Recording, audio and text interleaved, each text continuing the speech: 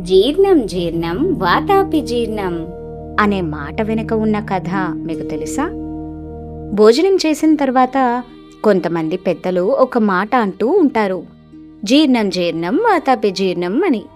కానీ ఆ మాట వెనుకున్న భయంకరమైన కథ ఇప్పుడు తెలుసుకుందాం.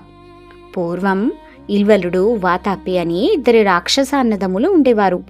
వాళ్ళు మునులను బ్రాహ్మణులను మోసం చేసి చంపేవారు.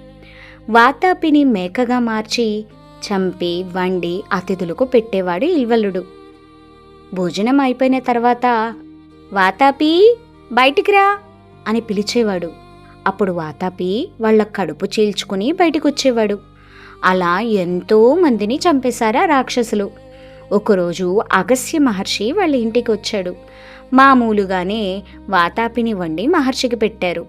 భోజనం అయిపోయాక ఇల్వలుడు వాతాపి బయటికి రా అని గట్టిగా పిలిచాడు. మహర్షి ప్రశాంతంగా జీర్ణం జీర్ణం వాతాపి జీర్ణం అని అన్నారు. అంటే వాతాపి అప్పటికే జీర్ణమైపోయాడు అని అర్థం. అగస్త్య మహర్షి తన మహిమతో వాతాపిని అంతం చేశాడు. అప్పటి నుంచి తిన్నది త్వరగా అరగాలని కోరుకుంటూ జీర్ణం జీర్ణం వాతాపి జీర్ణం అని చెప్పడం అలవాటైంది.